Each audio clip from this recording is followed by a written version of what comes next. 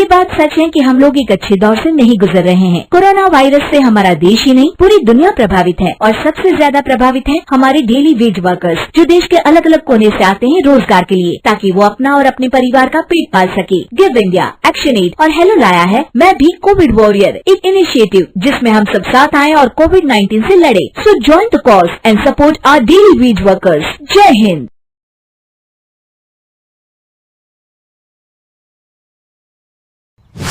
एक दिन राधिका और उसकी सास को घर पर अकेले रहना पड़ गया था। तब विजय जाते जाते कहता है, सुनो, ताला लगा के सोना, अच्छे से खिड़की दरवाजे चेक कर लेना और मम्मी का बीपी भी चेक कर लेना। हाँ जी, कोई दिक्कत नहीं है। अब आप आराम से जाइए शादी में, मैं मम्मी जी का पूरा ख्याल रखूंगी। और अपना ख्याल भी रखना। हाँ जी, अपना भी रखूंगी। अब जाइए ना आप। थोड़ी देर बाद गांव में जीप पर लगे एक स्पीकर से अनाउंसमेंट होती है। जीप वाला आदमी कहता है, सुनिए सुनिए, गांव में चोरी होने की वारदातें काफी बढ़ गई है, इसलिए सावधानी बरतें। अपनी खिड़की दरवाजे सही से बंद कर लें। अरे राधिका, सुना तुमने? मुझे तो बड़ी घबराहट हो रही है। नहीं मम्मी जी, आप घबराइए मत, मैं हूं ना। मैंने सारे खिड़की दरवाजे बंद कर दिए हैं और कुछ भी होता है तो पुलिस का नंबर तो है ही मेरे पास। अच्छा, मेरी तो सांसें तेज चल रही है बेटा। एक तो ये विजय भी घर पर नहीं है।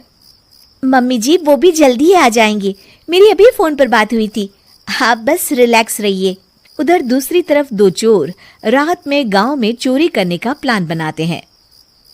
दोनों सास बहू अकेली है उस घर में। अच्छे से पता लगाया नो? हाँ, कोई और नहीं है घर पर। अच्छा मौका है हाथ साफ करने का। अरे वाह, अब आएगा मजा। देर रात को जब सब कुछ सुनसान होता है, दोनों चोर गांव की तरफ निकल जाते हैं। अरे कौन सा घर है? वो कोने वाला, तुम बस मेरा पीछा करो। ठीक है।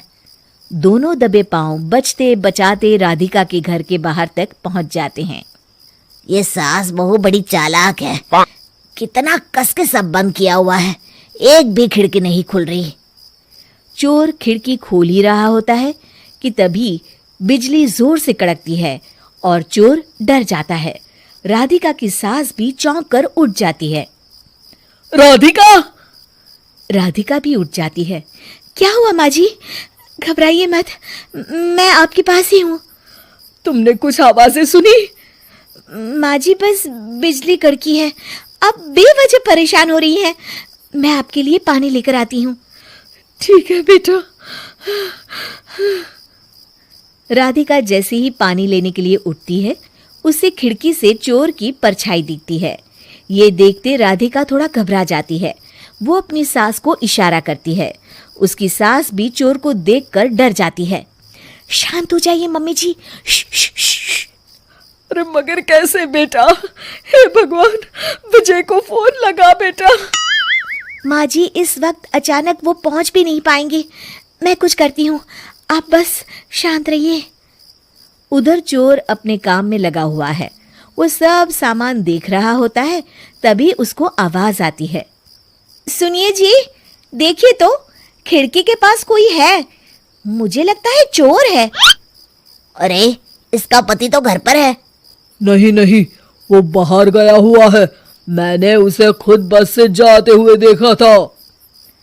तो ये बातें किससे कर रही है? राधिका जानबूझकर जोर जोर से बातें करने लगती है। सुनिए जी, जल्दी आइए ना बाहर, मुझे पक्का शक है कि घर में कोई घुस आया है। अरे लगता है इसका पति आ गया है। ये दोनों अकेली नहीं है। भोलू की जानकारी तो गलत थी। भागो। चोर घबराकर जल्दी जल्दी बाहर की ओर भागने लगते हैं। तभी एक चोर का पांव फिसल जाता है, मगर वो फिर से जल्दी से खड़ा होकर भागने लगता है।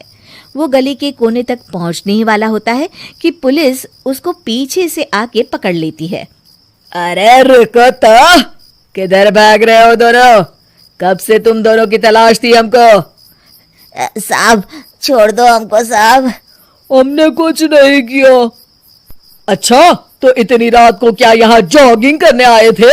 हवलदार, दोनों को हथकड़ी लगाकर गाड़ी में बिठाओ। तभी पीछे से राधिका भी आ जाती है। मैम, आपने बड़ी बहादुरी दिखाई। अगर सभी आपके जैसे नीडर नागरिक हो तो कितना अच्छा हो। सर, आपको मेरी सासू माँ ने फोन किया था, उनका ही आइडिया था ये। हाँ, और चोर को डराने का आइडिया तो राधिका का था। बहुत ही समझदार और नीडर है मेरी बहू। चलिए, आप दोनों का ही बहुत बहुत शुक्रिया। आपने इन चोरों को पकड़वाकर देश की मदद की है। और हाँ, पुलिस स्टेशन आकर अपना इनाम जरूर से ले लीजिएगा। और अगले दिन विजय शहर से आ जाता है। वो अखबार में तस्वीर देखता है जिसमें राधिका और माँ इनाम ले रहे होते हैं। माँ, आपको कोई चोट तो नहीं आई है ना? अरे ना बेटा ना, जब तक राधिका साथ है तकलीफ कैसी। राधिका, तुम ठीक तो हो ना? I am so proud of you Radhika, तुम बहुत ही समझदार हो।